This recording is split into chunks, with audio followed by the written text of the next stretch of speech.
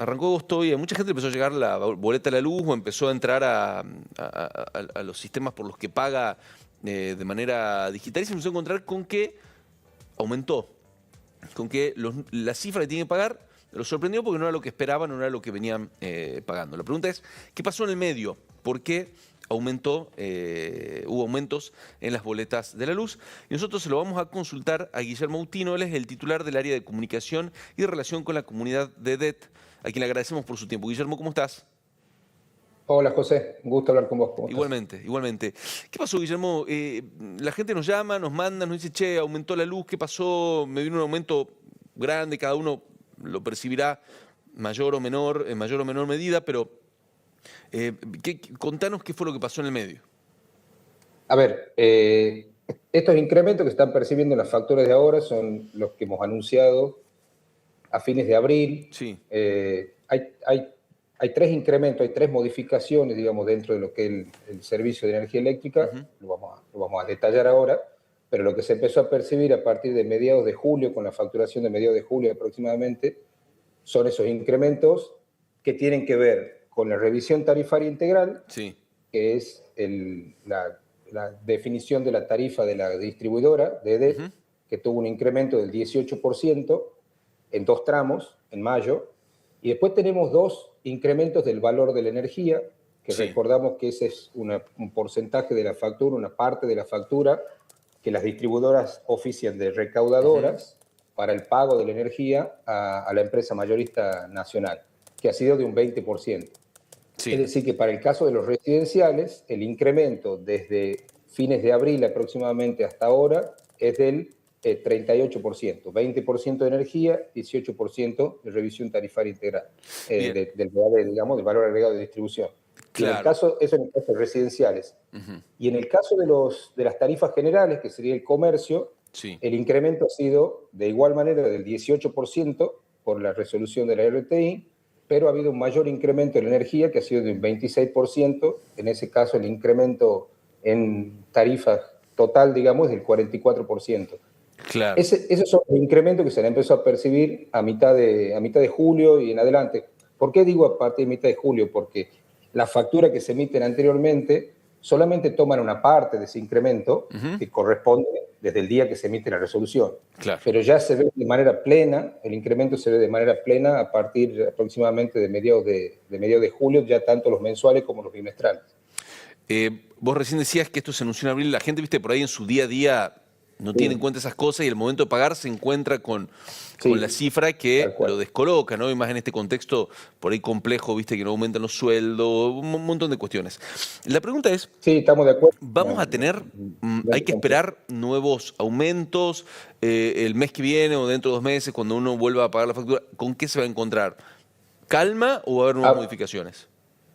A ver, sí, es importante hacer esta aclaración porque para entender cómo funcionan las modificaciones del cuadro tarifario hay que entender que lo que decíamos recién, que el valor agregado de distribución tiene una actualización que se hace cada 6 meses a través de resoluciones del ente regulador. Bien. En este caso lo que cambió es la RTI, que es la definición de la tarifa cada 5 años, esa redefinición de tarifa se va a hacer dentro de 5 años recién. Okay. Lo que va pasando en el transcurso de esos 5 años es una actualización tarifaria vinculada, se le dice, por inflación, en realidad vincula un montón de otros sistemas que está previsto en el contrato de concesión y en los meses de abril y noviembre salen las resoluciones que actualizan eso. Pero por otro lado, tenemos el valor de la energía. Y ahí es donde las distribuidoras no podemos hacer presunciones de cómo el gobierno nacional va a manejar la política energética. Okay. En este caso, eso que se denomina pass-through, que es el paso directo a tarifa, es el costo de la energía. En este caso ha sido un incremento del 20% en estos últimos 3 meses, y después corresponde justamente a la Secretaría de Energía de Nación determinar los precios de generación de la energía, y después las provincias a través de sus entes reguladores los trasladan a tarifa. No podemos prever nosotros cuál va a ser el costo de la energía y cómo lo va a determinar Nación. Claro. Normalmente se viene moviendo al ritmo de la inflación, pero bueno, los tiempos no son exactos, digamos. Hay veces que Secretaría de Nación determina un nuevo precio y acá se sanciona 2 o 3 meses después.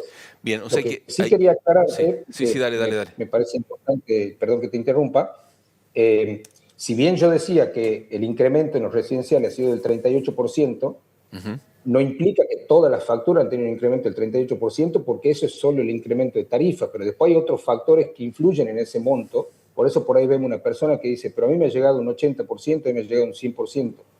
Hay factores que tienen que ver con la quita de subsidios y con la reducción de los subsidios. O sea, y otro dato que nosotros hemos visto en el sistema también ha sido el aumento de consumo en los meses de junio y julio por el frío. Entonces, cuando uno hace factura contra factura, nosotros hicimos un análisis de la factura de julio contra la factura anterior, tanto para los mensuales como para los bimestrales, y el 75% de la factura, tomando el número nominal final, está por debajo del 50% de incremento. Y después tenemos casos, obviamente, especiales donde ha habido un aumento de consumo, la quita de subsidios impacta en la factura. Guillermo, es como muy complejo el tema, ¿no? Porque vos, por un lado, tenés variables que son previsibles. Por ejemplo, este ajuste que se hace en abril y en noviembre. Vos sabés que ese ítem ya se movió en abril, si se mueve volverá a ser en noviembre. Pero en el medio tenés la política energética nacional, que es muy previsible, y el modo en el que se aplica acá, que tampoco a veces responde a los mismos tiempos. Y después tenés el consumo, tenés la quita de subsidio. Entonces, es como una ensalada difícil de comprender para el usuario común y corriente, ¿no? Es muy complejo para la gente, y por eso uno entiende cuando se generan este tipo de situaciones, que a su vez un poco tiene que ver también con lo que decías vos, la realidad que estamos viviendo. La realidad que estamos viviendo como comunidad, la vivimos todos, vivimos acá, y entendemos que estamos pasando una situación muy difícil, pero es como vos decías, es complejo, porque incluso lo que yo te comentaba recién, un precio sancionado en abril, en mayo, uno lo empieza a percibir en agosto.